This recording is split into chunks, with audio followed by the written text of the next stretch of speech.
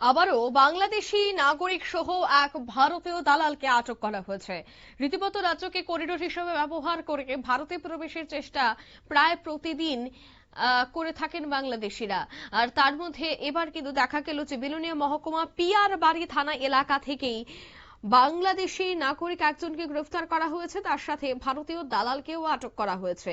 ধৃতদের পুলিশ রিমান্ডে আদালতে প্রেরণ করা হয়।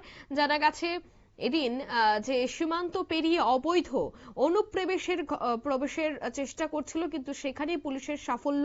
গোপন খবরের ভিত্তিতেই এদিন অভিযান চালিয়ে দুজনকে আটক করা হয়। পরে জিজ্ঞাসাবাদ এবং প্রাথমিক তদন্তে তাদের পরিচয় নিশ্চিত করে পুলিশ।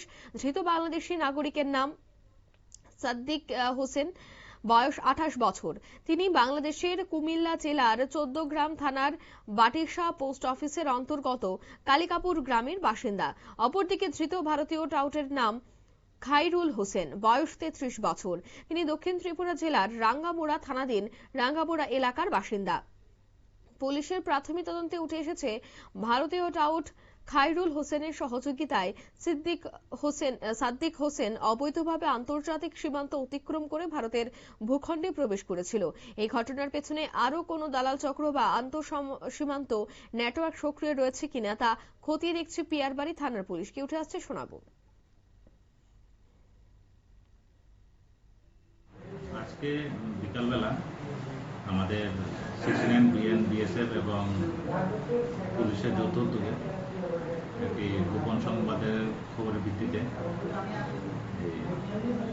মুসলিমপাড়া ঘোষকামরা এলাকা থেকে একজন বাংলাদেশি ছেলেকে আটক করা হলো।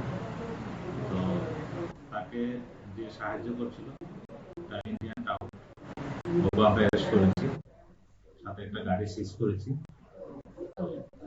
আমরা একটা মামলা নিয়েছি, কি উদ্দেশ্যে ইন্ডিয়াতে এসেছিল এবং কিভাবে এসেছিল এবং কোথায় যাবে, এগুলো আমরা তদন্ত করছি। তদন্ত করে এর সাথে যদি আরো অন্য কেউ জড়িত থাকে আমরা এটাও বের করে আইনগত ব্যবস্থা নিচ্ছি।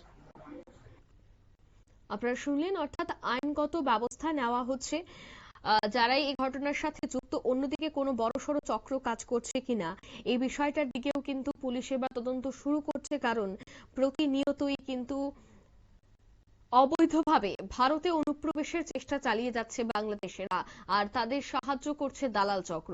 তাই একদিকে দালাল চক্রদের যেমন তাদের বিরুদ্ধে পদক্ষেপ গ্রহণ করা দরকার, ঠিক তেমনি যারা প্রবেশ করছে তাদের বিরুদ্ধে কঠোর পদক্ষেপ গ্রহণ করার দাবিও কিন্তু উঠছে। নিয়ে নিচ্ছি ছোট্ট একটি বিজ্ঞাপন বিরতির সঙ্গে থাকুন।